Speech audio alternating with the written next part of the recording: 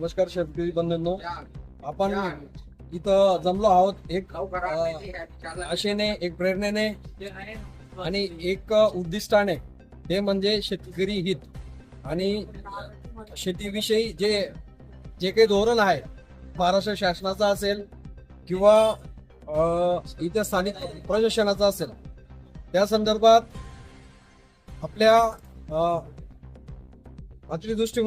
अतिवृष्टी हा धुळे जिल्ह्याला घोषित करण्यात आलेला आहे. त्यात आपला शिरपूर तालुका चं नाव त्यात घेण्यात आलेलं नाहीये. म्हणजे हा असा प्रकार झाला, जेव्हा आपण वाटणी करतो, बाप आपल्या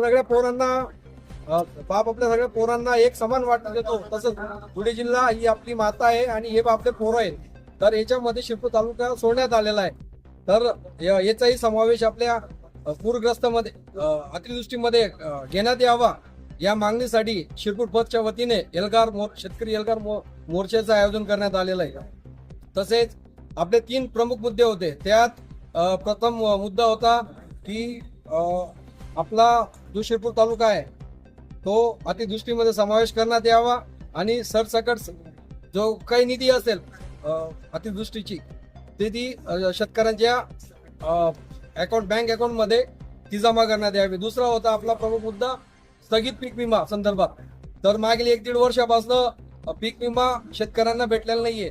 तर तोही शेतकऱ्यांच्या अकाउंट मध्ये लवकरात लवकर तात्काळ जमा करण्यात यावा. आता 7/12 कोरा झाला पाहिजे. तर असं राज्य सरकारने जे सत्तेवर येण्याच्या आधी आश्वासन दिलं होतं की आम्ही जर सत्तेवर आलो तर आम्ही शेतकऱ्यांचा 7/12 कोरा करू. तर तशी कोणतीच प्रकारची अंमलबजावणी झालेली नाहीये.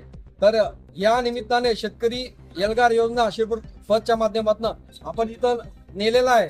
तर या 3 मागणींचा विचार करण्यात यावा, ही प्रशासनाकडे आमची मागणी आहे. तसेच इथे स्थानिक पुढारी, इथे स्थानिक आपल्या म्हणजे दुर्भाग्य असं की आपल्या दोन आमदार असूनही या विषयावर कोणी बोलायला तयार नाहीये. पण आमचा कोणता राजकीय विषय नाहीये, हा सर्वसामान्य शेतकऱ्यांच्या जिव्हाळ्याचा विषय आहे. तर मी 2 आमदारांना विनंती करेल की तुम्ही पाठपुरावा करून जे काही तुमच्याकडनं होत असेल तर शिरपूर तालुक्याला न्याय मिळावा, हीच विनंती घेऊन आम्ही शेतकरी एल्गार योजना शिरपूर पथच्या माध्यमातून आपल्यापर्यंत आलेलो आहे.